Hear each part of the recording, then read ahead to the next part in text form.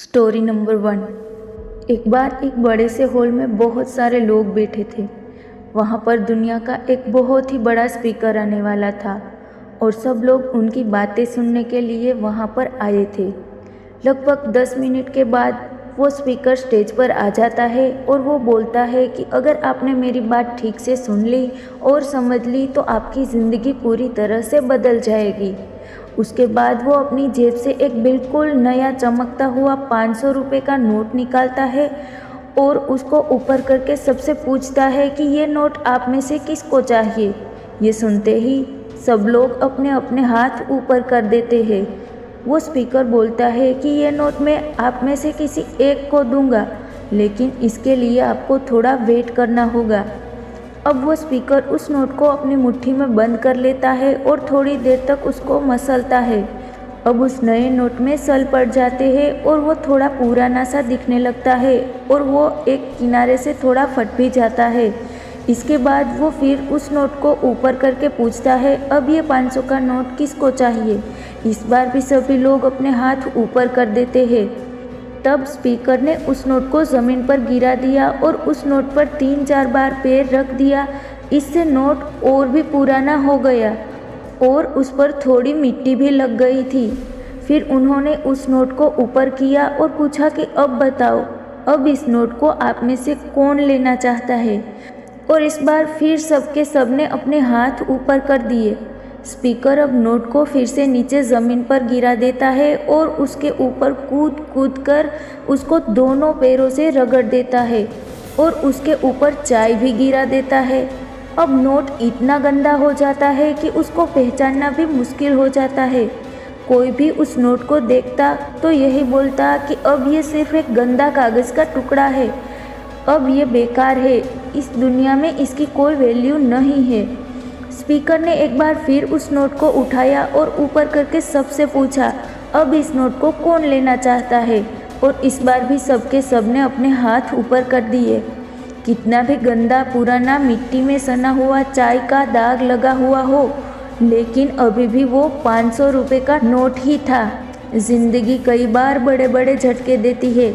आप एग्ज़ाम में फेल हो जाते हो या जॉब में इंटरव्यू के बाद आपका सिलेक्शन नहीं होता, जब आपका बुरा समय चल रहा होता है और आप सिचुएशन का सामना कर रहे होते हो, उसके बाद आपको लगने लगता है कि आप सफलता के लायक ही नहीं है। आपको लगता है कि दूसरे लोग आपसे बेटर है और आप किसी काम के नहीं हो, आपकी कोई वैल्यू नहीं है। लेकिन हमेशा याद रखो, इससे कोई फ़र्क नहीं पड़ता कि आपने कितनी बार सिचुएशन का सामना किया है, आप ज़िंदगी में कितनी बार फेल हुए हो, आपकी वैल्यू हमेशा वही रहेगी जो पहले थी। आपके पास कुछ खास है जो दूसरे के पास नहीं है और ये कोई भी आपसे छीन नहीं सकता। अब तक सक्सेस नहीं मिलने से आपकी वैल्यू कम नहीं हुई है। आप अभी भी अपने बारे में कितना भी लो फील कर रहे हो, उससे कोई फ़र्क नहीं पड़ता। जो लोग आपको अच्छे से समझते हैं वो लोग आपके वैल्यू को उतना ही मानेंगे जितना पहले मानते थे। तो अपनी वैल्यू को समझो और कुछ बड़ा करके दिखाओ। Story number 2। ऐसा व्यक्ति कभी नहीं हार सकता। बहुत पुरानी बात है। एक जंगल में एक गुरुकुल था जिसमें बहुत सारे बच्चे पढ़ने आते थे। एक बार गुरुजी सभी विद्यार्थियों को पढ़ा रहे थे, मगर एक विद्यार्थी ऐसा था जिसे बार बार समझाने पर भी समझ में नहीं आ रहा था। गुरुजी को बहुत तेज से गुस्सा आया और उन्होंने उस विद्यार्थी से कहा, ज़रा अपनी हथेली तो दिखाओ बेटा। विद्यार्थी ने हथेली गुरुजी के आगे कर दी। हथेली देखकर गुरुजी बोले, बेटा तुम घर चले जाओ, आश्रम में रहकर अपना समय व्यर्थ मत करो, तुम्हारे भाग्य में विद्या नहीं है। शिष्य ने पूछा, क्यों गुरुजी? गुरुजी ने कहा, तुम्हारे हाथ में विद्या की रेखा नहीं है। गुरुजी ने एक होशियार विद्यार्थी की हथेली उसे दिखाते हुए कहा, ये देखो, ये है विद्या की रेखा, ये तुम्हारे हाथ में नहीं है, इसलिए तुम समय नष्ट ना करो और घर चले जाओ और वहाँ अपना कोई और काम करके देखो। ये सुनने के बाद उस विद्यार्थी ने अपने जेब से एक चाकू निकाला जिसका प्रयोग वो रोज़ सुबह अपने नाखून काटने के लिए करता था। उस चाकू से उसने अपने हाथ में एक गहरी लकीर बना दी। हाथ से खून बहने लगा। तब वो गुरुजी से बोला, मैंने अपने हाथ में विद्या की रेखा बना ली है गुरुजी। ये देखकर गुरुजी बहुत ही प्रभावित हो गए और उन्होंने उस विद्यार्थी को गले लगा लिया। गुरुजी बोले, बेटा तुम्हें विद्या सीखने से कोई ताकत नहीं रोक सकती है। दृढ़ निश्चय और परिश्रम हाथ की रेखाओं को भी बदल देती है। दोस्तों, वो विद्यार्थी आगे चलकर महर्षि पाणिनि के नाम से प्रसिद्ध हुए, जिसने विश्व प्रसिद्ध व्याकरण अष्टाध्यायी की रचना की है। इतनी सदियां बीत जाने के बाद भी आज 2700 वर्षों के बाद भी विश्व की किसी भी भाषा में ऐसा उत्कृष्ट और पूर्ण व्याख्या का ग्रंथ अब तक नहीं बना। तो दोस्तों, इस कहानी की शिक्षा ये है कि लोग चाहे जो भी बोले, हम हर एक को गलत साबित करते हुए अपनी लगन और कठिन परिश्रम के दम पर जो चाहे वो सब कुछ हासिल कर सकते हैं। स्टोरी नंबर 3, खुद को पहचानो। एक जंगल में एक कौवा रहता था। वो बड़ा ही खुश और मस्ती में रहता था, पर एक बार उसे जंगल में एक बहुत ही सुंदर पक्षी दिखाई दिया। वो तुरंत उस पक्षी के पास गया। उस पक्षी का रंग सफ़ेद था। कौवे ने उस पक्षी से पूछा कि तुम्हारा नाम क्या है? पक्षी ने हंसते हुए कहा कि मेरा नाम हंस है। कौवा बड़ा खुश हुआ और खुश होकर कहा, यार तुम तो बहुत सुंदर हो और तुम्हारा रंग भी सफ़ेद है। तुम्हें तो ज़िंदगी जीने में बड़ा मज़ा आता होगा। हंस ने कहा, नहीं, मुझसे ज़्यादा भी कोई और सुंदर है। अब कौवा हैरान हो गया और कहा, वो कौन है जो तुमसे भी सुंदर है? हंस ने कहा, तोता। अब कौवा वहाँ से उड़कर तुरंत तोते के पास पहुँचा। कौवा उसे देखकर हैरान हो गया। तोते के गले लाल रंग और तोता हरे रंग का था। कौवे ने उससे कहा, यार तुम तो बड़े खुश रहते होगे, तुम इतने शानदार जो दिखते हो। तोता मायूस हुआ और कहा, नहीं, मुझसे भी शानदार और सुंदर तो मोर है। अब कौवा वहाँ से उड़कर मोर को ढूंढने लगा। उसने कई दिनों तक मोर को ढूंढा, लेकिन मोर उसे नहीं मिला। लेकिन कुछ दिन बाद उसे पता चला कि मोर शहर में चिड़ियाघर में है। अब कौवा चिड़ियाघर पहुंचा और उसने मोर को देखा कि वो एक बड़े से पिंजरे में बंद है और बहुत से लोग इसके साथ फ़ोटो खिंचवा रहे थे। ये देखकर कौवे को थोड़ी सी जलन हुई। कौवा मोर के पास गया और कहा, यार तुम्हारी ज़िंदगी में तो मज़े ही मज़े हैं। मोर उदास हुआ और कहा, किस बात के मज़े? मैं भले ही दिखने में शानदार और सुंदर हूँ, लेकिन मेरी पूरी ज़िंदगी इस बंद पिंजरे में ही गुजरने वाली है।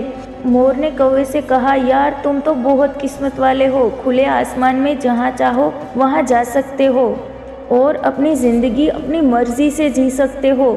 दोस्तों, एक बात हमेशा याद रखना कि ज़िंदगी में कभी भी अपनी तुलना किसी से मत करना, वरना एक दिन ऐसा ज़रूर होगा कि तुलना करके उसके जैसा तो कर नहीं पाओगे और फिर तुम्हारे पास भी वक्त नहीं होगा खुद का कुछ कर पाने का।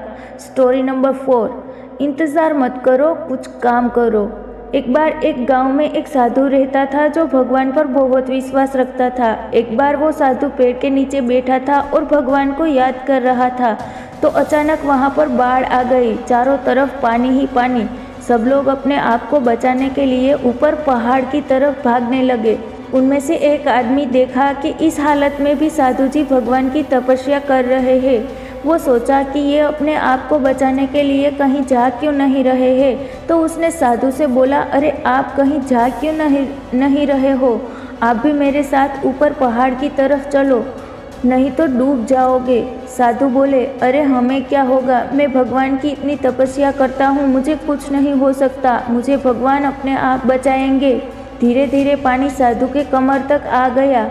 अब लोग वहाँ से नाव लेकर निकलने लगे, तो उनमें से एक ने साधु से कहा, अरे पानी आपके कमर तक आ गया है, आप हमारे साथ चलो। तो साधु ने कहा कि नहीं नहीं, भगवान मुझे अपने आप बचाएंगे। और वो नाव वाला भी वहाँ से निकल गया। कुछ देर बाद पानी इतना बढ़ गया कि साधु के सर तक पहुँच गया और अब लोगों को बचाने के लिए हेलीकॉप्टर निकलने लगे। एक हेलीकॉप्टर साधु के पास आया, जो कि आखिरी हेलीकॉप्टर था। साधु के पास नीचे रस्सी फेंकी और बोला, इसे पकड़ो और ऊपर आ जाओ, नहीं तो आप डूब जाओगे। यह आखिरी हेलीकॉप्टर है और आपके पास में दूसरा कोई रास्ता नहीं है बचने के लिए। साधु ने कहा, ये रस्सी वापस ऊपर खींच लो और आप चले जाओ। मुझे भगवान के ऊपर पूरा भरोसा है, वो मुझे बचा लेंगे। पानी काफ़ी ऊपर आ गया, पेड़ डूब गया और साधु की भी डूबने से मौत हो गई। मरने के बाद साधु भगवान के पास गया और बोला, हे भगवान, मैंने पूरी ज़िंदगी आपकी तपस्या की, मेरा सारा जीवन आपकी आराधना करने में लगा दिया, फिर भी इतने भरोसे के साथ इंतज़ार किया कि तुम मुझे बचाने आओगे, लेकिन वहाँ मेरी डूबकर मौत हो गई और तुम नहीं आए। ऐसा क्यों? भगवान बोले, मूर्ख इंसान, एक नहीं 3 बार आया था। वो तीनों बार मैं ही तो था। पहला पैदल, दूसरा नाव के द्वारा और तीसरा हेलीकॉप्टर के द्वारा, लेकिन तू मेरा एक भी अवसर पहचान नहीं पाया। पता नहीं किसका इंतज़ार कर रहा था। इस तरह से ज़िंदगी में हमें ऊपर वाला बहुत से मौके देता रहता है, लेकिन हम सब उस मौके को ठुकरा कर पता नहीं किस चीज़ का इंतज़ार कर रहे होते हैं कि वो होगा तभी मैं करूँगा, और इस बात पर अड़े रहने से एक वक्त के बाद वो मौका हाथ से निकल जाता है और हम कुछ नहीं कर पाते हैं। तो किसी भी अच्छे समय का इंतज़ार मत करो, जो भी करना है आज और अभी से ही शुरू कर दो। स्टोरी नंबर 5, अब तो बस जीतना है। पुराने समय की कहानी है। एक राज्य था। एक दिन गुप्तचरों ने सूचना दी कि पड़ोसी राज्य हम पर हमला करने वाला है। गुप्तचरों ने बताया कि खबर एकदम पक्की है, सिर्फ 3 दिनों के भीतर पड़ोसी राज्य अपनी विशाल सेना के साथ हम पर हमला कर देगा, और उनकी सेना इतनी बड़ी है कि उनका सामना करना बहुत मुश्किल है।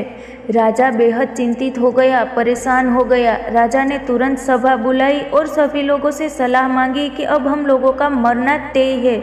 अगर किसी व्यक्ति के पास कोई सुझाव है तो बता सकता है, कोई स्ट्रेटजी है तो बता सकता है। राजा के चतुर मंत्री ने कहा, अब जब जान पर बात आ ही गई है तो इसका एकमात्र उपाय है कि हमें आज ही, अभी ही, इसी वक्त ही पड़ोसी राज्य पर हमला कर देना चाहिए। राजा बोला, मंत्री जी, हमारी सेना बहुत छोटी है, हम उनका मुकाबला कैसे कर पाएंगे? मंत्री बोला, पड़ोसी राज्य अभी युद्ध के लिए तैयार नहीं है। अभी उस राज्य पर हमला कर देंगे तो संभल नहीं पाएंगे और हमारे जीतने की कुछ तो संभावना बनेगी। वैसे भी हम पर हमला होने वाला है, वो इतनी विशाल सेना है, हम यूं ही मरने वाले हैं। वो वैसे भी हमें 3 दिनों के बाद मारने वाले हैं, तो क्यों ना कुछ ना करने से हम ये कर सकते हैं। राजा को बात थोड़ी अच्छी लग गई। उसने तुरंत अपनी सेना को तैयार होने का आदेश दिया और उस राज्य के नागरिक भी सेना के साथ जुड़कर युद्ध में चले गए। पड़ोसी राज्य जो था, वहां तक पहुंचने से पहले एक पुल पार करना होता था। तो जैसे ही वो सेना पुल पार करके उस राज्य में घुस गई तो राजा ने कहा, हम अपने पड़ोसी राज्य में घुस चुके हैं, ये जो पुल है इस पुल को जला दो। और जलाने के बाद सेना को बोल दिया जाए, हमारे पास में अब और कोई ऑप्शन नहीं है सिवाय लड़ने के। अब हम लड़के या तो जीत ले या फिर हम यहाँ पर ही मर जाएं। हमारे पास भागने का कोई ऑप्शन नहीं है। सभी सैनिक अपनी पूरी क्षमता के साथ में लड़े और पड़ोसी राज्य की बड़ी सेना को उन्होंने हरा दिया, इस एटीट्यूड के साथ में कि हमारे पास में कोई और ऑप्शन नहीं है। इस कहानी का मैसेज है, जब आपके पास में प्लान बी नहीं होता है, आपके पास में सिर्फ प्लान ए होता है, तब उसके पूरे होने की संभावना बहुत अधिक होती है। जब आपके पास में रास्ता सिर्फ एक होता है कि ये अगर नहीं किया तो मर जाएंगे, बर्बाद हो जाएंगे, तो संभावना बढ़ जाती है उसमें कामयाब होने की। हर कामयाब इंसान का एक वक्त आता है जब उसको लगता है कि अब अगर मैंने कुछ नहीं किया तो बर्बाद हो जाऊंगा, और वो कर लेता है। दोस्तों, हमारी आज की ये मोटिवेशनल स्टोरीज आपको ज़रूर पसंद आई होगी। ऐसी ही स्टोरीज, मोटिवेशनल स्पीच, क्वाट्स के लिए आप मन के मंत्रा मोटिवेशनल चैनल पर आकर देख सकते हैं। जय हिंद, जय भारत।